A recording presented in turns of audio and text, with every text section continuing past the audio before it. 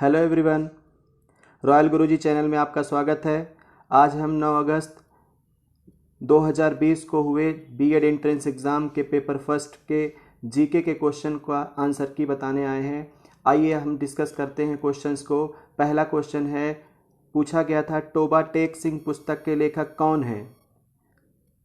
पहला क्वेश्चन पूछा गया था कि टोबा टेक सिंह पुस्तक के लेखक कौन हैं, तो सही उत्तर होगा सादत हसन मंटो। दूसरा क्वेश्चन पूछा गया था राष्ट्रपति को शपथ कौन दिलाता है। दूसरा क्वेश्चन पूछा गया था कि राष्ट्रपति को शपथ कौन दिलाता है, तो उत्तर होगा भारत का मुख्य न्यायाधीश। तीसरा क्वेश्चन पूछा गया था डोगरी भाषा कहाँ से संबंधित है, तो इसका सही आंसर होगा जम्मू और कश्मीर से। डोगरी भाषा जो है जम्मू और कश्मीर में बोली जाती है, इसलिए इसका सही आंसर होगा जम्मू एंड कश्मीर। ठीक, आइए अगले क्वेश्चन को देखते हैं। कोलकाता से दिल्ली राजधानी परिवर्तन किस वर्ष हुआ, तो इसका सही आंसर होगा 1911 में कोलकाता से दिल्ली राजधानी का परिवर्तन हुआ था। यानी कि इससे पता चलता है, कभी कभी पूछा जा सकता है कि इस समय भारत की राजधानी नई दिल्ली है। नई दिल्ली से पहले भारत की राजधानी क्या थी, तो नई दिल्ली से पहले भारत की राजधानी कोलकाता थी। ठीक, पांचवा क्वेश्चन पूछा गया था फिरोज शाह कोटला मैदान का नया नाम क्या है, तो फिरोज शाह कोटला मैदान का नया नाम अरुण जेटली स्टेडियम है। अगला क्वेश्चन पूछा गया था देवधर ट्रॉफी का संबंध किस खेल से है, तो देवधर ट्रॉफी का संबंध हॉकी से है। इसका सही आंसर होगा हॉकी। ठीक, आपको पता होना चाहिए कि इस एग्ज़ाम में कोई पेपर घर ले जाने के लिए नहीं मिलता है, इसलिए इसके ऑप्शन हमको नहीं मिल पाए हैं, इसलिए आपको केवल इसके आंसर्स को बताया जा रहा है। अगला क्वेश्चन देखिए, कांग्रेस का विभाजन नरम दल और गरम दल में किस वर्ष हुआ, तो सन 1907 में कांग्रेस का विभाजन नरम दल और गरम दल में हुआ था। रहीम किसके दरबारी कवि थे, तो रहीम अकबर के दरबारी कवि थे। हवा में ध्वनि की चाल पूछी गई थी। हवा में ध्वनि की चाल कितनी होती है, तो 332 मीटर पर सेकेंड होती है हवा में ध्वनि की चाल। यही इसका राइट आंसर होगा। भारत का सबसे पुराना अनुसंधान रिएक्टर कौन सा है, तो भारत का सबसे पुराना अनुसंधान रिएक्टर अप्सरा है। रेड क्रॉस की स्थापना किसने की, तो हेनरी ड्यूनेंट ने रेड क्रॉस की स्थापना की। आइए रेड क्रॉस के बारे में आपको कुछ बता देते हैं। हेनरी ड्यूनेंट ने 1863 ईस्वी में रेड क्रॉस की स्थापना की और यह जेनेवा शहर में है। जेनेवा कहाँ पे है, जेनेवा स्विट्जरलैंड में है। ठीक है, इसका रेड क्रॉस की स्थापना का मुख्य उद्देश्य क्या था, मानवता के लिए काम करना था। इसमें 97 मिलियन लोग दुनिया भर के जुड़े हुए हैं। अगला क्वेश्चन देखिए, पूछा गया था माई कंट्री माई लाइफ पुस्तक के लेखक कौन हैं, तो माई कंट्री माई लाइफ पुस्तक के लेखक लाल कृष्ण अडवाणी जी हैं। और 13वां क्वेश्चन है the Hindu views of life पुस्तक के लेखक कौन है, तो हिंदू व्यूज ऑफ लाइफ पुस्तक के लेखक सर्वपल्ली राधाकृष्णन हैं। अगला क्वेश्चन है नरेंद्र मोदी ने अपने मंत्रिमंडल की शपथ कब ली थी। नरेंद्र मोदी जी ने अपने मंत्रिमंडल की शपथ कब ली थी, तो आपको डेट वाइज बताना था। तो 26 मई 2014 को माननीय नरेंद्र मोदी जी ने प्रधानमंत्री पद की शपथ ली थी। अगला क्वेश्चन देखिए, भारत के किस राज्य की सबसे लंबी तटीय सीमा है, तो इसका सही आंसर होगा गुजरात। अगला क्वेश्चन 16वां नंबर देखिए, भारतीय संविधान को कब अपनाया गया, तो भारतीय संविधान को 26 नवंबर 1949 को अपनाया गया। क्वेश्चन नंबर 17 है कि सर्व शिक्षा अभियान कब प्रारंभ हुआ था, तो सर्व शिक्षा अभियान सन 2002-2001 में प्रारंभ हुआ था। फिर एक क्वेश्चन पूछा गया कंप्यूटर से रिलेटेड, कंट्रोल वी का क्या अर्थ है, कंट्रोल वी का अर्थ होता है पेस्ट करना। आइए अगले क्वेश्चन को डिस्कस करते हैं। मानव शरीर की सबसे बड़ी ग्रंथि कौन सी होती है, तो मानव शरीर की सबसे बड़ी ग्रंथि यकृत होती है, जिसे लीवर भी कहा जाता है। भारत की प्रथम महिला पुलिस महानिदेशक कौन है, भारत की पहली महिला पुलिस महानिदेशक कौन है जिसको डीजीपी भी कहा जाता है? तो पहली महिला डीजीपी कंचन चौधरी जी हैं। अगला क्वेश्चन है, भारत सरकार के बजट 2019-20 के अनुसार किस वर्ष तक दुग्ध उत्पादन दुगना करने का लक्ष्य रखा गया है? भारत सरकार के बजट 2019-20 के अनुसार किस वर्ष तक दुग्ध उत्पादन को दुगना करने का लक्ष्य रखा गया है? तो 2027 तक दुग्ध उत्पादन को दुगना करने का लक्ष्य रखा गया है।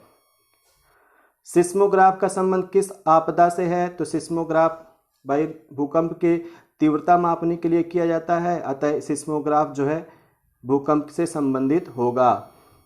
अगला क्वेश्चन है, पर्यावरण संरक्षण अधिनियम किस वर्ष पारित किया गया था? पर्यावरण संरक्षण अधिनियम 1986 में पारित किया गया था। 24वां नंबर क्वेश्चन है कि कौन सा आयोग शिक्षा आयोग से संबंधित है? तो कोठारी आयोग शिक्षा आयोग से संबंधित है। कोठारी आयोग शिक्षा से संबंधित है। गांधी जी के सत्याग्रह के समय कहाँ के किसानों ने उनका सहयोग किया था? तो गुजरात के किसानों ने। प्रकाश वर्ष किसका मात्रक होता है? तो प्रकाश वर्ष आपको पता होगा कि दूरी का मात्रक होता है। सही आंसर होगा दूरी। पहला सुपर कंप्यूटर का क्या नाम है? तो क्वेश्चन बहुत ही अच्छा पूछा गया था कि पहला सुपर कंप्यूटर का नाम क्या है? तो परम तो सब लोग जानते हैं, लेकिन ऑप्शन में दिया गया था परम 2000, परम 4000, परम 6000, परम 8000। तो सही आंसर होगा परम 8000। ठीक।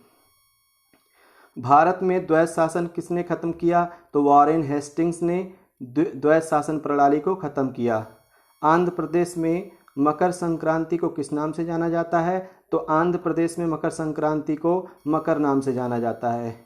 अफ्रीकी भाषा मुख्य रूप से कहाँ बोली जाती है? तो उत्तरी अफ्रीका में बोली जाती है। ऑप्शन में था उत्तरी अफ्रीका, दक्षिणी अफ्रीका, मध्य अफ्रीका, इनमें से कोई नहीं। तो उत्तरी अफ्रीका हमारा राइट आंसर होगा। अगला क्वेश्चन पूछा गया कि एनसीईआरटी के वर्तमान अध्यक्ष कौन हैं? तो हरकेश सेनापति जी एनसीईआरटी के वर्तमान अध्यक्ष हैं। अगर आपने हमारे चैनल को सब्सक्राइब नहीं किया है तो प्लीज़ आप हमारे चैनल को सब्सक्राइब कर लें और आगे की वीडियो देखते रहें। अगला क्वेश्चन है, पहली महिला ओलंपिक पदक विजेता कौन है? कर्णम मल्लेश्वरी जी।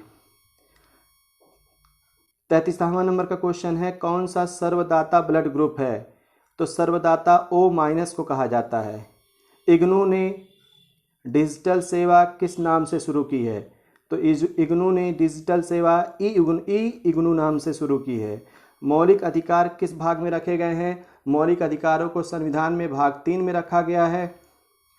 अगला क्वेश्चन है, भारतीय ग्रामीण रोजगार योजना अधिनियम भारतीय संसद में कब पारित हुआ था?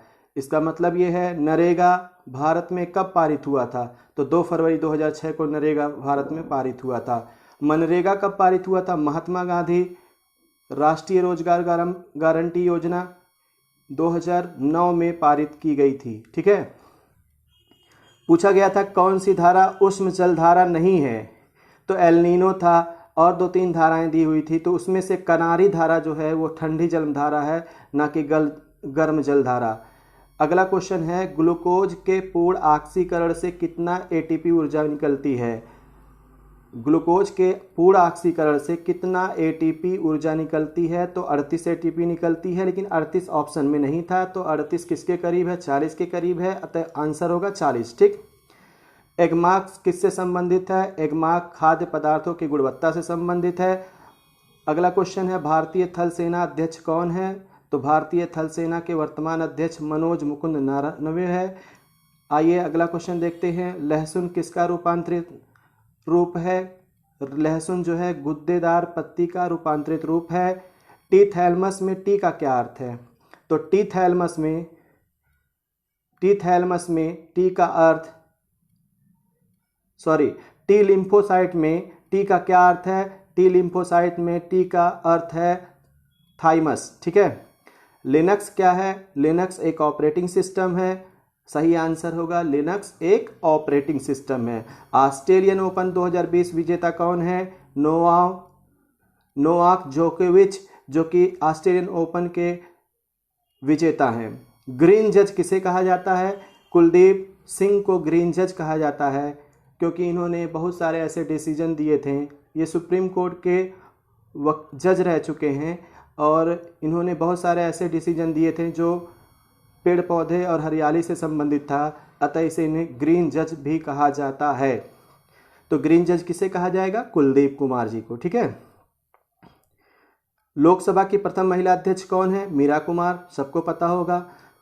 पांडिचेरी किसकी बस्ती थी? तो आपको बता दें कि पांडिचेरी जो है पहले फ्रांसीसियों की बस्ती थी।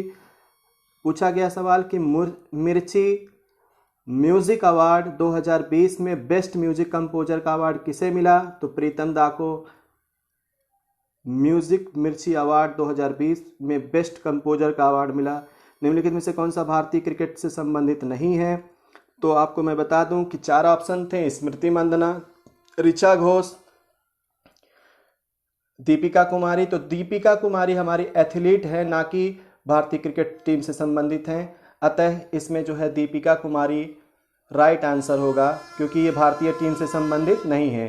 आपको हमारी वीडियो कैसी लगी आप कमेंट सेक्शन में बताना मत भूलें, और साथ ही साथ आप हमारी वीडियो को शेयर कर दें और लाइक सब्सक्राइब करना मत भूलें। Thank you. जय हिंद।